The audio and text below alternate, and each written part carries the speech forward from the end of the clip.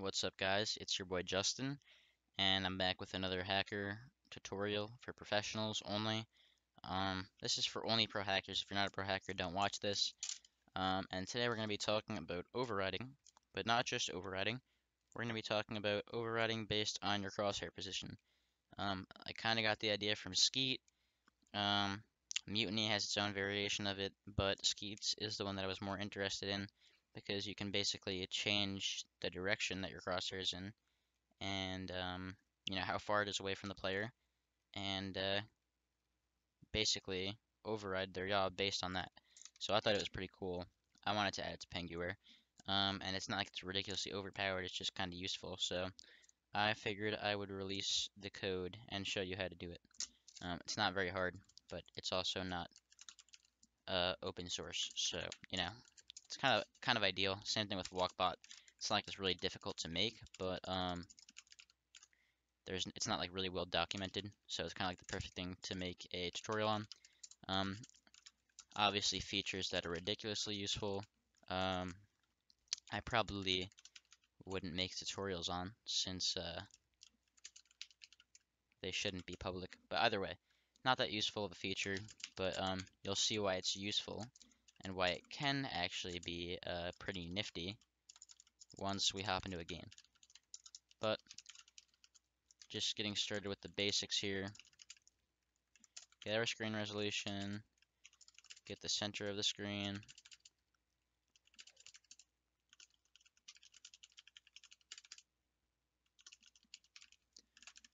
get our crosshair position. We're gonna loop through the players, so that'll be a -1. Best field of view could just be 0, doesn't really make a difference. We're gonna have a position for the best head, and then we're gonna loop through our players, so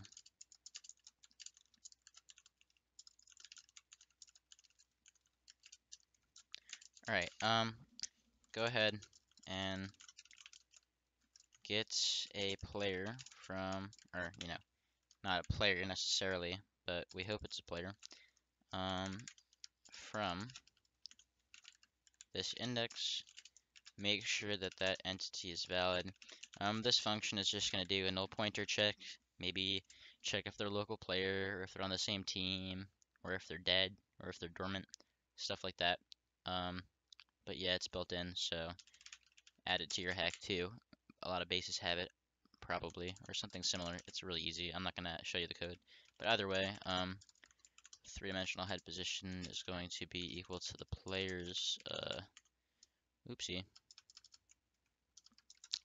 get bone position, and we'll just pass bone underscore head, which is currently 8 if you don't have that in your cheat. And then we're also going to have a 3D, or a 2D position rather.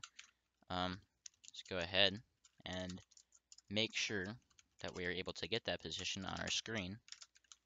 So, kind of like that. Oopsies. And if we don't get it, we'll continue, because, shouldn't be running on that player. Now we'll get the field of view. So, fov 2D is going to be equal to the crosshair distance to the head pause. And if the best entity is -1, meaning we haven't found anybody yet, or the field of view is less than the best field of view, we're going to set the best entity to I, the best field of view to fov 2D, and the best head 2D to head pause 2D. Perfect. We're done with our loop now, so this will basically get the closest player to our crosshair. And if we have anybody, so if the best entity is greater than -1, let's do some quick maths and figure out how much we want to override this bloke for. So, first of all, let's go ahead and get that entity again.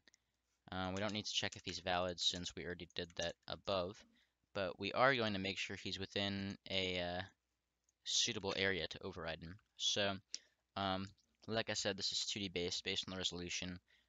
So I'm just gonna show you the values I've been using. You have one called min_x, which is going to be the screen center minus the width divided by 10, and then max x would logically be plus the width divided by 10. And then if the head position is less than the minimum value, or it is greater than the maximum value, we certainly should not be running it. And the width of this little box that is invisible, but technically there, would be just the maximum value minus the minimum value, or 2 times this, or like width divided by 5. Doesn't make a difference. You can write it however you want, but it'll come out to be the same thing. And then our player, okay, I'm gonna explain the math behind it after I get started with the actual algebra here, but we're going to want to get how far our player is. Oops. From the beginning point. So we now have, if you want to imagine this, let me open up MS Paint real quick. MS Paint is the best place to work. Let's just say this is your screen, and then this is your crosshair, right? This is your crosshair right here. This is width divided by 10. This is the x position of width divided by 10, and well, center x minus width divided by 10, and that's plus width divided by 10. So you have these two like invisible lines right here, right? And they'd be going like, just like that. And then there's a player right here. Okay? You want to override this kid. He needs to get overridden ASAP Rocky, okay? So this is some other arbitrary number, the x position actually of the player. So we subtract this value from this value, and you kind of want to get a number between 0 and 360. So the total width, actually, let me try to describe this better. This value right here, the width between the player and the lowest possible thing, right? So we're just going to call that P for player, over the total width, so I'm going to write TW, would be equal to the yaw we're going to add. I'm going to write Y over 360. So you would multiply, cross multiply, right? This is like middle school, but who cares? So 360p. Oh wait, no, I'm doing this completely wrong. No, that's fine.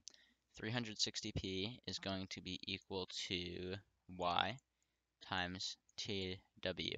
So now, if you want to just get y, which is what we want, we just want the yaw, we will divide by tw, and this will cancel out.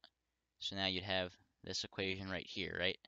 So this is going to be some number between 0 and 360, and the closer you get, the higher the number would be. So it'd be 360 to where your crosshair is, it'd be 180 to where this line is, it'd be 0.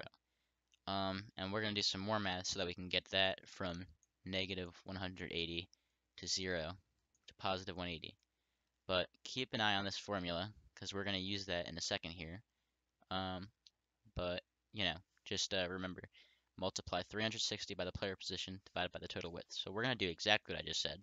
We're going to say the yaw additive is going to be equal to the player x times 360 divided by the total width. And now we have some value from 360 to 180 to 0. The first thing we're going to do is get it from 180 to 0 to negative 180, which is obviously really, really easy.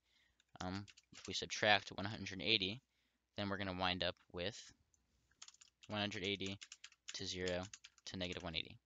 And now it should be pretty easy to tell that if you want to get this to be reversed, you just negate it. And boom, like magic, you now have some value that goes from negative 180 to 0 to positive 180 based on the position of your crosshair. So we're we're gonna go ahead and rotate our player's head, or not our player, but whoever this dude is, Steve, let's call him. We're gonna rotate Steve's head, and then we're just gonna go ahead and this is gonna be used for my visual indicator, so you can actually see that it's working. But yeah, I think that should all be good. Let's go ahead and compile it and test it out in game.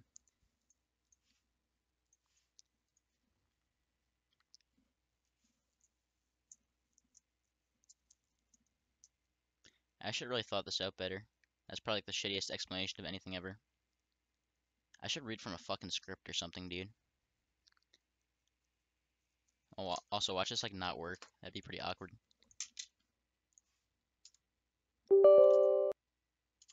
Actually, if you're watching this, I guess it worked, right? So, cheers.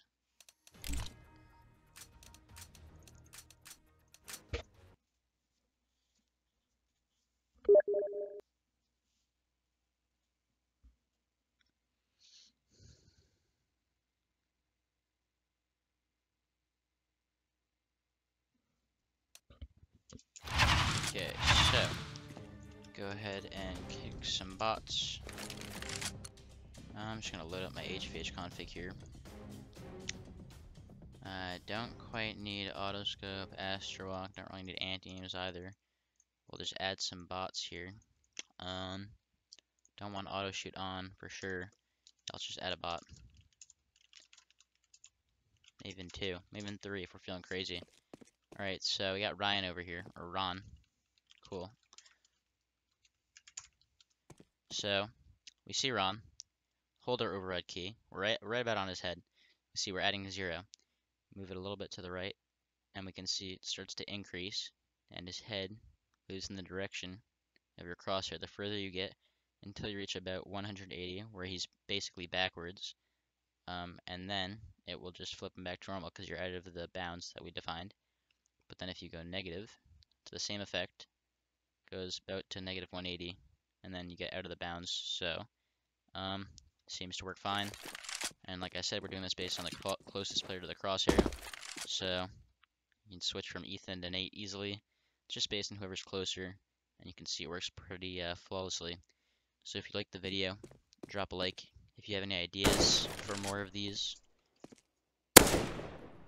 also drop a like.